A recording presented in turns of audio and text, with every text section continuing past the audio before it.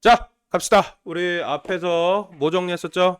우리 앞에 정리했던 내용들이 뭐야? 새로운 수의 개념 확장을 얘기했어요. 그죠? 음수 마이너스 값 나눈 거 정리했었고요. 절대값 뭐 이런 개념 정리했었고요. 그죠? 그래서 앞에 정리했던 정수, 유리수, 그리고 음수까지 수의 범위 확장된 걸 가지고 뭐 맨날 뭐 수의 범위 확장되면은 그죠? 처음에 자연수밖에 없을 때 자연수 덧셈 뺄셈 곱셈 나눗셈 끝났었고요. 그죠? 분수 나오니까 분수 가지고 덧셈 뺄셈 곱셈 나눗셈 했었고요. 그죠? 소수도 마찬가지고요. 그죠? 근데 우리 마이너스 음수 개념으로 확장됐으니까 그 자식 가지고 무슨 일 해야 될 것 같아요? 또 더하기 빼기 곱하기 나누기 해야겠죠. 그죠? 그 녀석들에 대해서 정리하게 됩니다. 자, 개념만 이해하시면 너무 아름답고 간단하게 끝나요. 뭐는 뭐 되고 뭐는 뭐 되고 이런 식으로 구조를 외우지 않을 거고요. 개념적으로 한번 한 칼에 끝낼 수 있는 방법을 고민해 볼 겁니다. 예?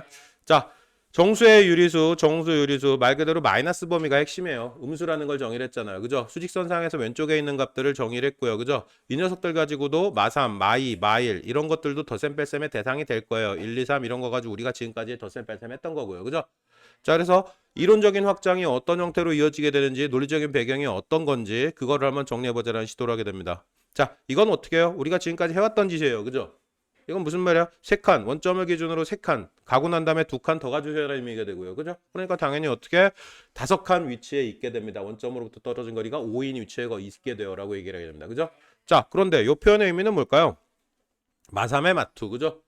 마3을 가고 난 다음에 이건 의미가 뭐야? 원점 기준으로 어디에 위치해 가고요? 마이너스 3 위치에 가고 난 다음에 그죠? 다시 또 얼마만큼 더 가달래요? 마이너스 방향으로 두 칸만큼 더 가달라는 얘기야. 그죠? 그래서 여기를 기준으로 마이너스 기준으로 두 칸을 더 가주세요. 그럼 원점 제로를 기준으로 어디에 위치해 가 있을 수밖에 없어요? 마이너스 5 위치에 갈 수 있을 수밖에 없겠네요. 그죠? 그래서 결국 어떻게 마3에다 마2를 더하면 결국에 마5에 돼요. 마5로 가요. 이런 얘기를 하게 됩니다. 부호는 무슨 의미를 가지냐면요. 수직선상에서 방향을 가르치는 의미라고 보시면 거의 완벽하게 이해하실 수 있게 돼요. 네. 부호는 뭐라고요? 방향이에요. 자, 방향성의 의미를 가집니다. 그죠? 자, 플러스 3만큼 가 있어요. 3만큼 가 있었단 얘기고요. 제로를 기준으로 3만큼 위치에 가 있었단 얘기고요. 그죠? 3만큼 가 있었는데 어느 방향으로? 방향을 바꾸죠. 그죠? 방향을 바꿔요. 방향을 바꿔요. 어디로요? 마이너스 방향으로. 그죠? 마이너스 방향으로 얼마만큼 가달라는 얘기예요? 두 칸을 가달라는 얘기입니다. 그래서 3을 기준으로 두 칸 이렇게 마이너스 방향으로 두 칸 가면 어느 위치에 가게 돼요? 1 위치에 가게 되죠. 그죠? 그래서 어떻게 3을 간 다음에 마이너스 2 방향으로 마이너스 방향으로 두 칸을 가주세요. 그죠? 네. 그러면 결국에 어디에 위치하게 돼? 1에 위치하게 되겠네. 그래서 결론적으로 이건 뭐하고 똑같아요? 그냥 3에서 2를 빼는 거하고 똑같네라고 그냥 개념적으로 정리를 하게 돼요. 그죠? 네.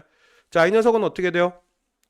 제로 원점 기준으로 일단 어디까지 가달라는 얘기야? 마이너스 방향으로 세 칸까지 가달라는 얘기야. 그죠? 그런데 어떻게? 플러스 방향으로 몇 칸만큼 가달래요? 두 칸. 그럼 여기서 한 칸, 두 칸 가야겠네. 그죠? 그럼 어디에 갈 수밖에 없어요? 마1 위치에 갈 수밖에 없습니다. 그죠? 그래서 결국은 마2 위치로 가요. 그죠? 자, 절대값이 갖고 두 부호가 달라요? 뭐 당연히 여기지. 플러스 방향으로 세 칸 간 다음에 뒤로 세 칸 더 가요. 그죠? 그럼 당연히 원점 위치로 갈 수밖에 없고요. 마2에다가 얼마를 더해요? 0을 더해요. 뭐 변동이 생겨요? 안 생겨요? 안 생겨요. 그러니까 0 더해봐야 자기 자리 그대로 그 위치에 서 있을 수밖에 없어요. 라고 얘기가 됩니다. 그죠? 자, 이거를 뭐 부호 바꿔가지고 3 더하기 5에서 결국에 얼마 뽀로가 된다. 이렇게 얘기하게 되고요. 마이너스 방향으로 3칸만큼, 마이너스 방향으로 5칸만큼. 그죠? 그럼 마이너스 방향으로 3칸, 5칸 해가지고 어떻게 총 마이너스 방향으로 8칸 갔어요? 라고 얘기하게 되고요. 그죠? 자, 이건 플러스 방향으로 몇 칸 가고요? 3칸 가고요. 마이너스 방향으로 몇 칸 가고요? 2칸 가고요. 그죠? 그럼 결론적으로 어떻게 되게 돼요? 마이너스 방향으로 2칸 위치에 서 있게 될 거예요. 그죠? 그러니까 결론적으로 이건 어떻게 5마3 해가지고 마이너스 치면 되겠네. 마2가 돼요. 이런 식으로 얘기하게 될 거고요. 그죠? 자, 여기도 마찬가지입니다. 다섯 칸 마이너스 세 칸 간 다음에 플러스 다섯 칸. 근데 뭐 다섯 칸 간 다음에 뒤로 마이너스 세 칸 간 거고 차이가 생겨요? 안 생겨요?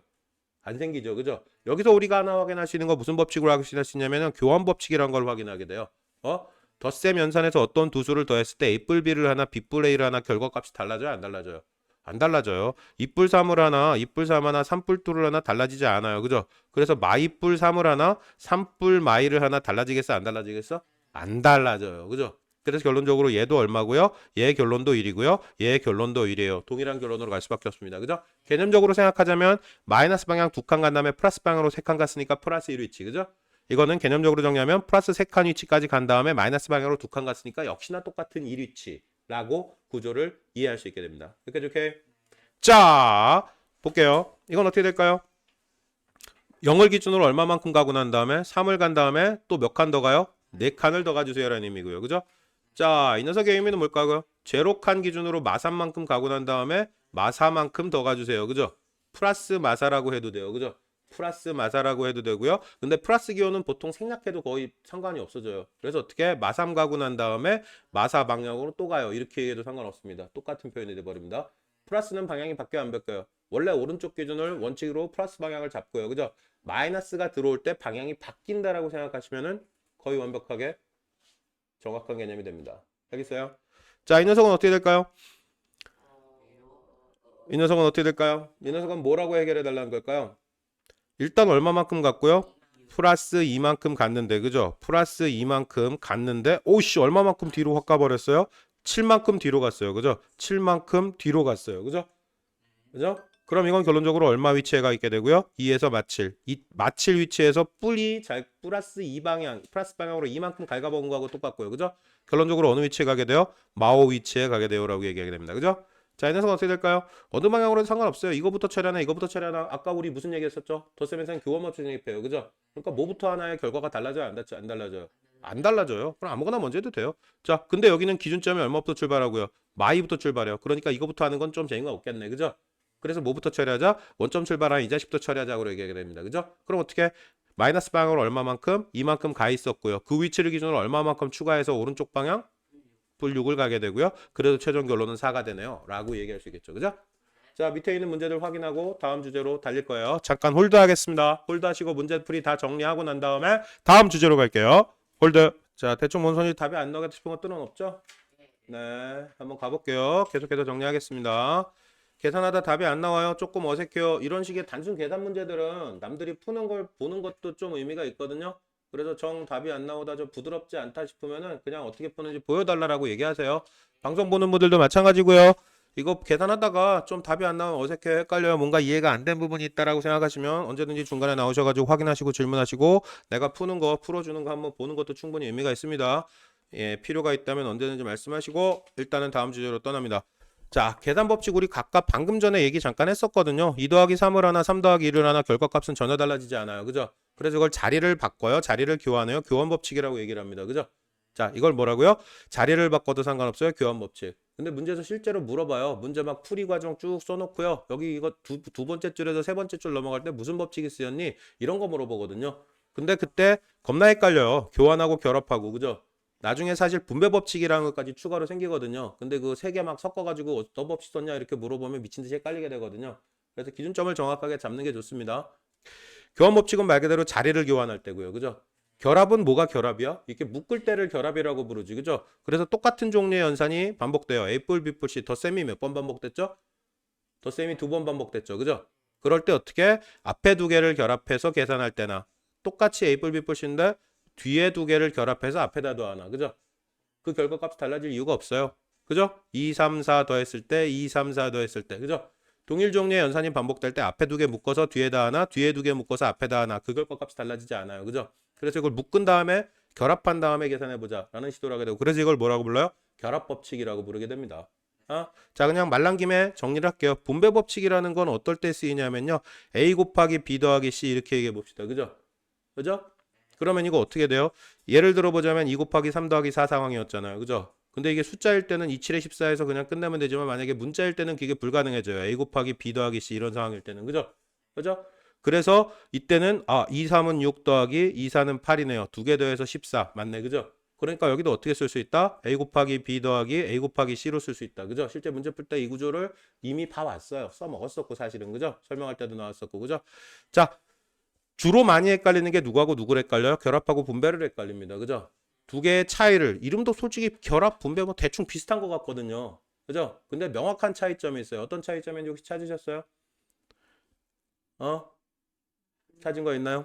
결합일 때는 어떻게 돼요? 동일한 종류의 연산이 반복될 때요. 곱셈에서도 마찬가지거든요. A 곱하기 B 곱하기 C를 할 때, A 곱하기 B 곱하기 C를 할 때, 그죠? 앞에 거 두 개 묶어서 뒤에 하나, 뒤에 거 두 개 묶어서 앞에 하나 똑같아요. 그죠? 그래서 곱셈에서도 결합법칙 성립하거든요. 결국에는. 그죠? 그런데 결합법칙일 때는 동일한, 단일한 종류, 덧셈끼리 곱셈끼리야. 그죠? 근데 분배법칙은 어떻게 돼요? 덧셈하고 곱셈이 섞여서 정리될 때 분배법칙이에요. 그죠? 그래서 얘는 뭐라고 얘기해요? 종류가 다른 연산이 섞일 때 이종 연산이라는 표현을 써요. 종류가 다르다는 뜻이잖아요. 이 한문 이자가 그죠? 이종 연산이 섞일 때는 뭐라고 부르고요? 분배법칙이고요. 동일 종류 연산이 있을 때는 결합법칙이고요. 라고 정리하시면 헷갈리지 않고 답을 찾을 수 있게 됩니다. 무슨 말인지 알겠어요? 자, 무슨 법칙이죠? 가에서 넘어갈 때는 이런 식으로 얘기를 해요. 이런 식으로 얘기. 이게 결합이에요. 이런 식으로 삽질을 하게 됩니다. 자, 이런 식으로 삽질을 하게 됩니다. 자, 뭘 했죠? 누구하고 누구? 3하고 마3하고 5 자리가 바뀌었죠. 그죠? 이걸 뭐라고 부른다고요? 교환 법칙. 그죠? 자, 여기는 어떻게 됩니까? 여기는 결합 법칙. 이런 식으로 얘기를 하게 됩니다. 그죠? 자, 억울해도 넘어가세요. 어쩔 수 없어요. 자, 여기 봅니다. 어떻게 되죠? 6에서 6칸에서 뒤로 5칸. 1 되고 3이니까 이건 얼마? 4가 되고 끝날 거고요. 그죠? 자, 여기 분수나 소수가 나온다고 해서 원칙이 달라지진 않아요. 그죠? 자, 이건 어떻게? 7하고 마이너스 3분의 2 마이너스 4분의 3이야. 그죠? 그럼 7을 기준으로 해서 빼기 얼마를 처리하면 되겠어? 3분의 6을 처리하면 되겠네. 3분의 4하고 3분의 2 묶어서 3분의 6 되니까. 그죠?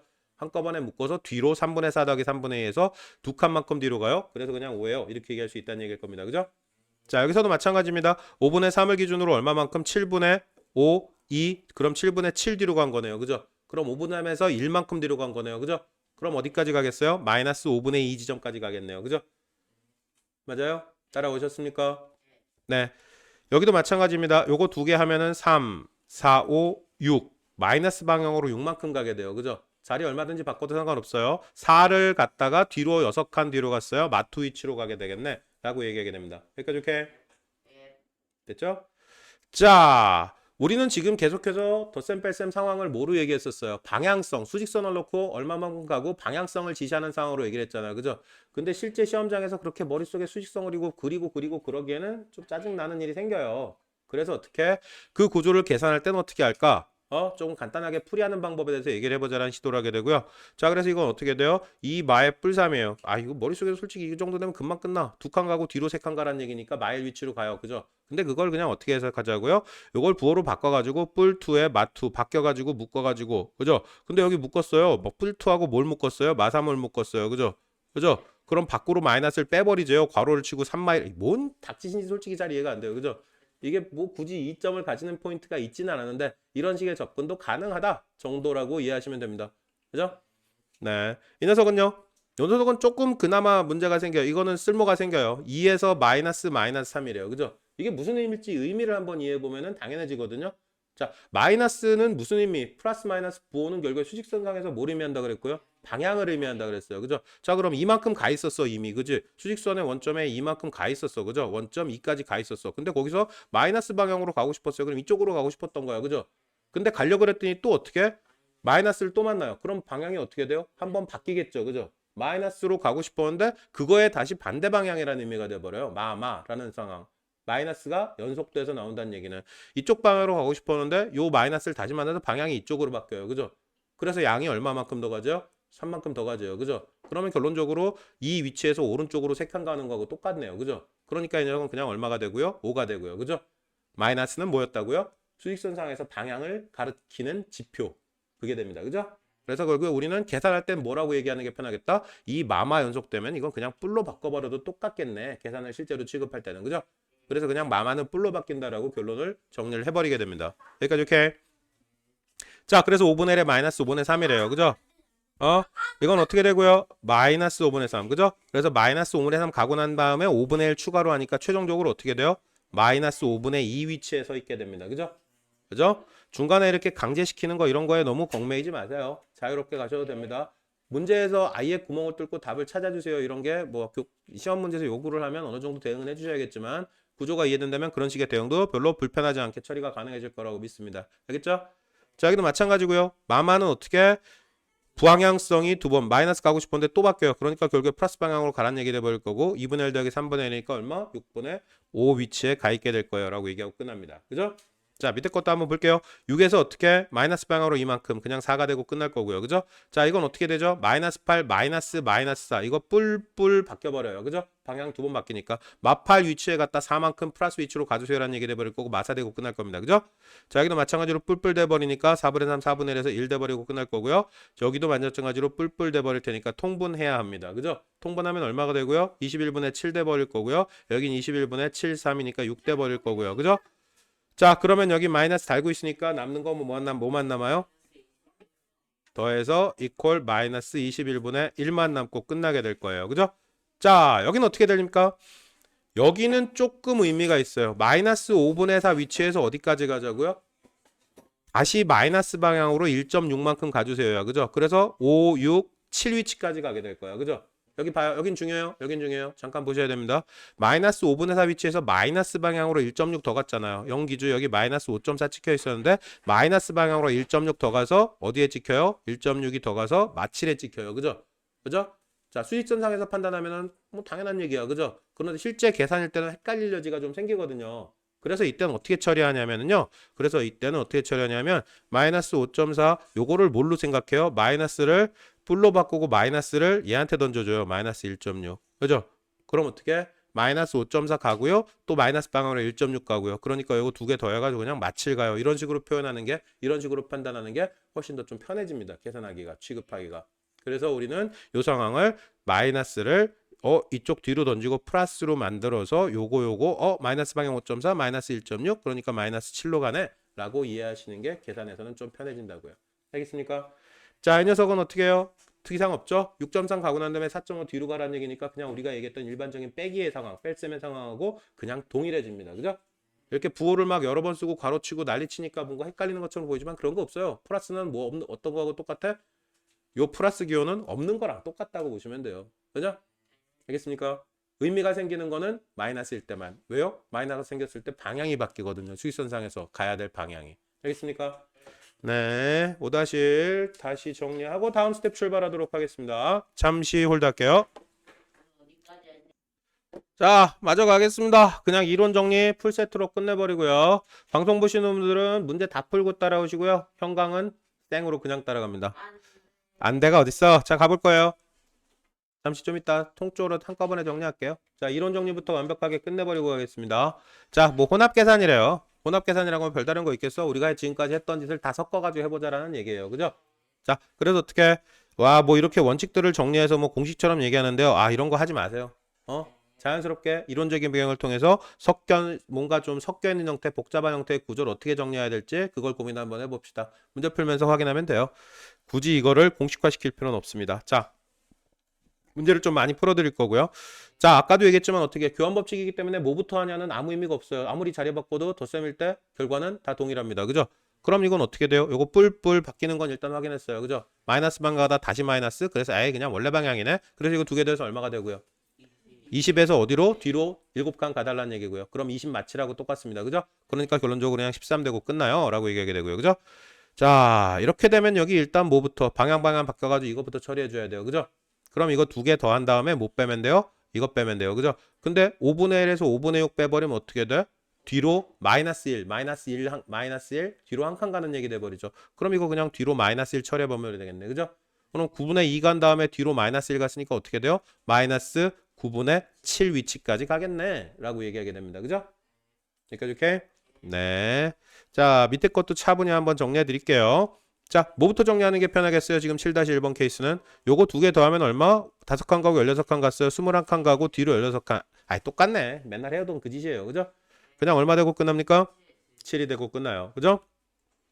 자, 이 녀석은 어떻게 하면 좋을까요? 요거 두 개 묶어가지고 15칸 가는 거고요. 그죠? 요거 두 개 묶어가지고 뒤로 23칸 가는 거예요. 그죠? 그럼 이렇게 되겠네요. 그죠? 토탈 앞으로 15, 뒤로 23. 그러니까 이건 얼마? 마8 위치에 가 있어요. 라고 얘기를 하게 될 거고요. 그죠? 자, 편안하게 할 수 있는 방법을 얘기를 해봅시다. 자, 이건 얼마? 6분의 얼마가 돼요? 4가 되죠. 그죠? 자, 이건 어떻게 처리할 수 있다 그랬고요? 마이너스 6분의 7 가고 마이너스 방향 6분의 4 가요. 그죠? 그런데 이거를 논리적으로 생각하면 그렇지만 계산할 때는 그냥 요거를 뿔마로 바꿔서 푸는 게 편하다 그랬고요. 그죠? 그럼 뿔마 바꿔버리면 6분의 얼마까지 가요? 마이너스 11 위치까지 가요. 그죠? 그런데 이 자식은 6분의 얼마? 12잖아요. 그죠? 그러면 12 가고 11 가니까 결국에 6분의 1만큼 남아요. 최종 위치는. 그죠? 여기까지 오케이? 자, 오른쪽도 봅시다. 요거 두 개 묶어버릴까요? 계산이 어떻게 해도 좀 쓰레기가 될 것 같긴 한데요. 그래도 한번 가봅시다. 마이너스 2.4 가고 마이너스 11.4 갔으니까 마이너스 13.8 가게 돼요. 그죠? 그죠? 13.8 맞죠?